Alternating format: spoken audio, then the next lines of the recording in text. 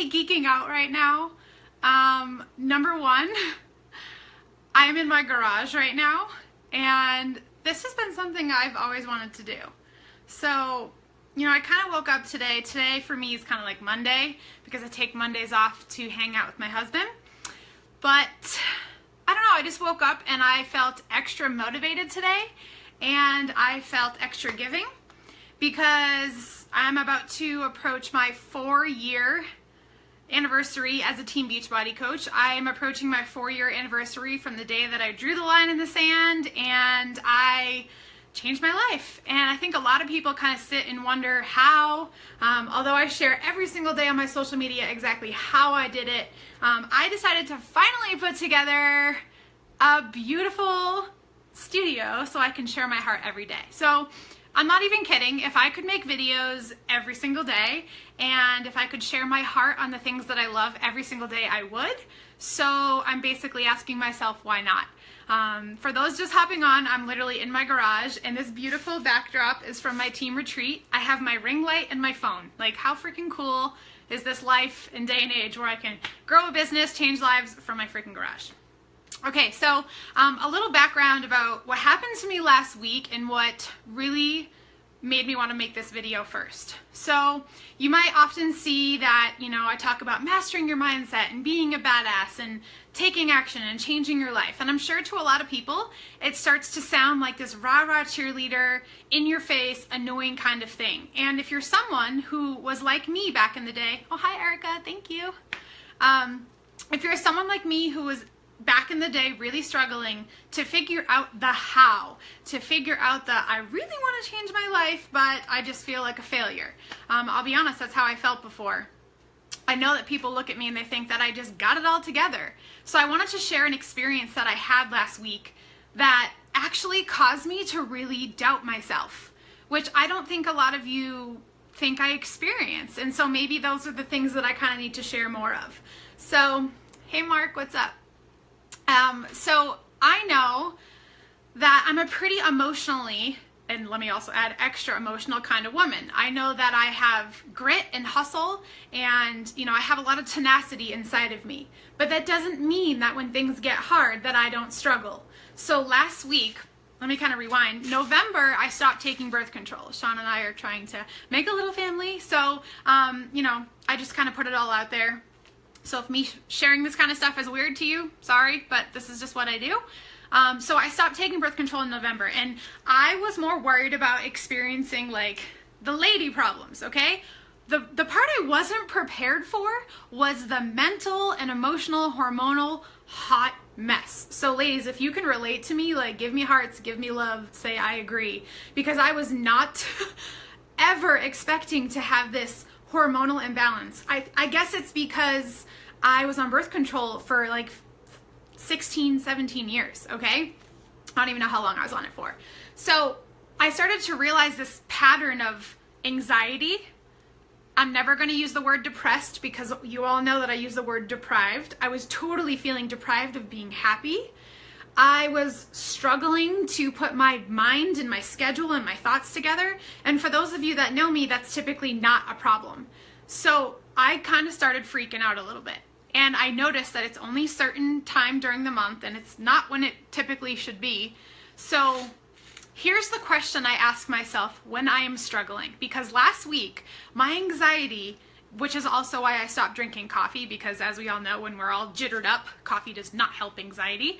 And it was kind of messing with my stomach because I was so freaked out. I couldn't even decide what room in my house to clean last week. So, my father-in-law was coming up. You guys know as an entrepreneur, like I sacrifice a lot of house cleanliness to get my job done. And holy shit, like I was so frazzled that deciding whether or not I should put my laundry away, do the dishes, do laundry, vacuum, take the dogs out, and my dogs were sick with kennel cough. Like I had massive, it was like this thing sitting on my chest. So here's the question I asked myself. What am I doing right now to make this situation better? And I don't think that's a question that most people ask themselves. They'll say, oh, well, it's just so hard right now. And trust me guys, like last week, struggle bus city. I've never had a feeling like that before. And you know, I'm trying to explain this to my husband, but I don't know if he'll ever understand that, not being a woman. And I'm like, I need you right now. Like something is off, and luckily, like the cloud cleared, and it always does. And so I want to tell you guys some of the other things that I did. But the most important thing that you can do for yourself in your life is, I'm almost happy, and you know, it's kind of a funny thing to say, I'm happy to see that other people experience that, because I felt straight batshit crazy last week. So I would take, and this is why I love my job, because I can take the time for myself when I need it to take a breather. So when I ask myself, okay, Colleen, you feel like crap right now, what are you doing in these moments? So I go to acupuncture all the time. I have learned so much through Chinese medicine. So that has been a huge blessing for me. I can go in there for an hour and a half, and I can zen out, and I explain to her how I felt. And if you know me, communicating and talking about how I feel is not a problem. For some reason, sitting on that table, I couldn't even look my doctor in the eye. And so she treated me, you know, with all the Chinese medicine and qi and acupuncture and deep breathing. And I really love oils. And I think that, sorry, my nose is running. It's cold out in my garage. I don't think a lot of people buy into essential oils because they think that, first of all, you know, if you have stress or anxiety or all the different ailments that people try to use oils for, they expect it to be like this instant replacement for like a pill or a feeling. What the oils really do, of course, you know, they do go into your bloodstream and your body and things like that. And I'm not a specialist, but this is what I've learned, is that the smells, more than anything, distract my mind and help me cope with those insanely ridiculous, stressful moments where you feel like you're falling off the face of this earth. So I want to let you guys know that I asked myself that question, what am I doing right now to change this situation? You cannot point fingers. You cannot blame your past. You cannot blame anyone else. That, I think, is something that we all do. So I sometimes will be like, you know, oh, well, my husband isn't helping me out with the dishes, so I'm stressed out, and I'll like lash out. Like I'm a total type A personality. That's just how I am. And so I'm asking myself, I'm so stressed, anxiety, what am I doing in this moment to change that? My mission in freaking life is to help women, like guys, I love you too, but to help women feel better in those instances. And if you don't think that you can cure your lack of motivation or your lack of mojo or your lack of energy or your lack of happiness, you are BSing yourself. Because I've been in those shoes. I don't know how many more times I can share my story with you guys, but there were moments when Sean and I were broken up and I sat in this bed. Like we weren't even living together, although I was living in our house, and I had to sit in the bed because that's all I thought I could do, because no one was getting on social media or no one was creating a movement that was helping me in the moment. So here I stand unapologetically to let you ladies know that there's a couple things that you need to change, and there's a few things that are stopping you. The first is bad thinking. Mastering your mind is a full-time job. You have to be serious about it. You have to be self-aware of the words that you put out there. And I hear this all the time from moms. For some reason, I attract moms, although I am not a mom. And so they tell me that, oh, you don't understand. But I don't think I understand the struggle that I was in. And when I have kids, that will be a whole new struggle. But I will be better equipped to be a badass mom and to overcome those things. And I know I'm going to struggle still. And I'll hit all you moms up for when I do struggle. But I just want you to know that. Here's the question. Is there another mom out there with 2 kids who has a full-time job, has to come home and cook dinner, and still makes it happen?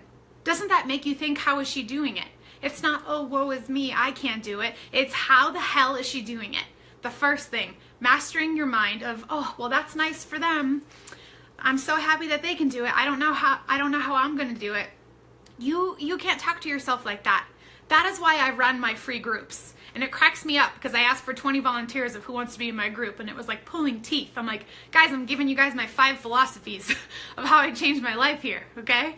And I want to go back to the comments after, but the second thing, first is bad thinking, second is bad habits. So guys, when you're deprived, I'll never say depressed, when you're deprived, have no mojo, have no momentum, when you ask yourself that question, what am I doing to control how I feel right now? Don't go back to your old habits of just sitting and watching 10 seasons of whatever your favorite show is. don't just go to the store and buy a pint of ice cream and eat it. That's a bad habit.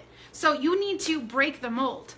You put yourself into this little box of what you've been doing your whole life, and that is why you are where you are. So guys, I was talking to my best friend this morning, and I've been to 2 awesome seminars this year, and I was like, girl, like, I totally know that you don't have the motivation and the joy and the passion right now, but I was like, you can't keep telling yourself that story because that's a bad habit and it's bad thinking. And I have been there. Last week, I was there, and I was like, oh my God, okay, Colleen, you have a lot of tools. You've been taught what to do in these scenarios, and I had to whip out those tools. So if you don't like consider personal growth and talking to other women who struggle with the same problems as you, and talking to someone, whether it's a therapist or personal growth or a business mentor, whatever it is you need, if you're not doing those things, you will remain the same for the rest of your life.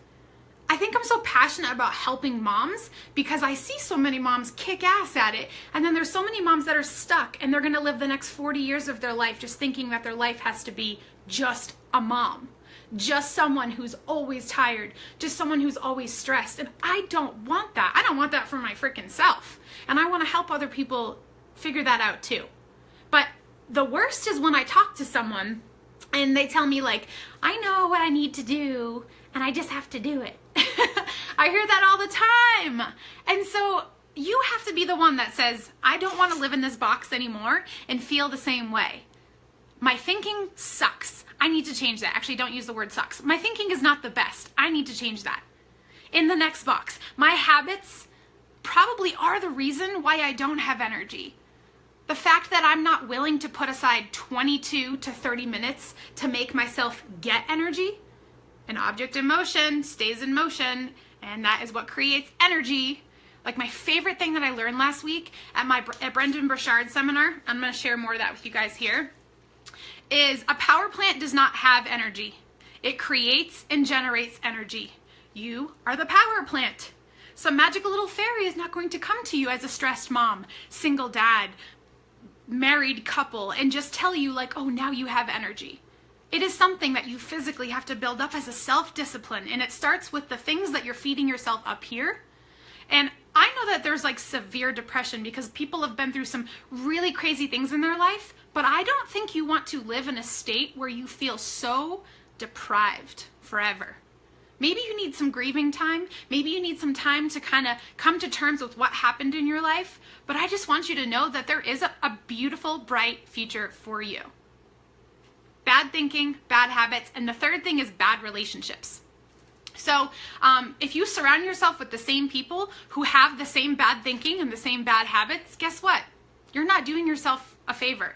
I've had to change a lot of my friends because I have goals that go way beyond my wildest dreams. I am now empowered and I know that I can achieve anything that I want and everything's available to me. So I want to hang out with those kind of people because they're going to help me achieve those things. And I'm not ashamed of that. Because abundance to me means that I can give more to others. Abundance doesn't mean, hundreds of $1,000s in my bank account so that I can go like buy a Range Rover. Although if you want a Range Rover, cool, but that's not what I want to do. I want to have money in my account so that I can go travel all year long and figure out what my husband wants to do with his business, have a college fund for my kids, help my parents with their retirement. That is my idea of abundance. It's not the shiny things. It's not all these shiny things, okay? This is just part of it. I just like it. But bad relationships, if there are people in your life, and let's say they're family. Ooh, this is a tough one. Oh, 10% battery. I guess I have to go fast. I always get out of breath. If you have bad relationships where you can't get away from them, family, coworkers, your boss, I've so been there. I had the worst boss of my life, and I let her get to me.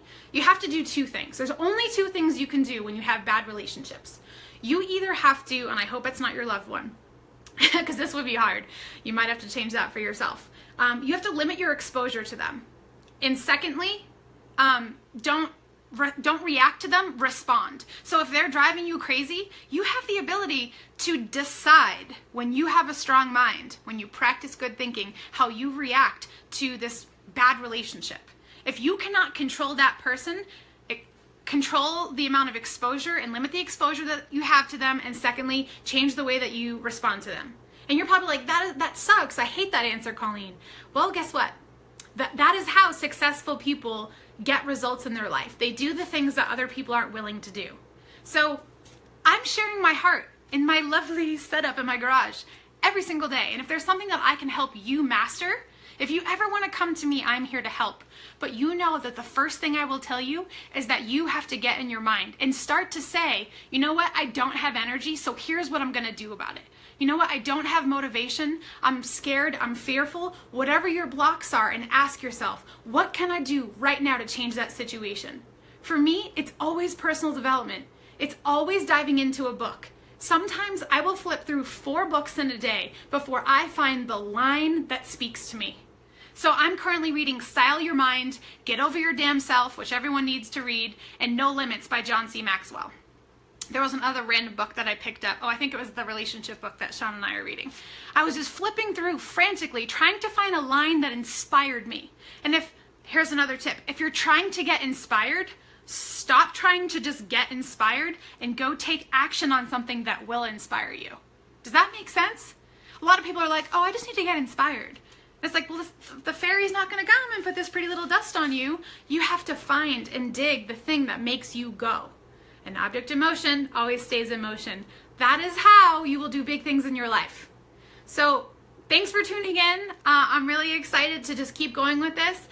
For those of you that haven't worked with me before, I'm actually going to be doing my free group for my beautiful minds, and it's my 5 life philosophies on how I have created this tenacity and excitement and beautiful life for myself. I love you all. See you later.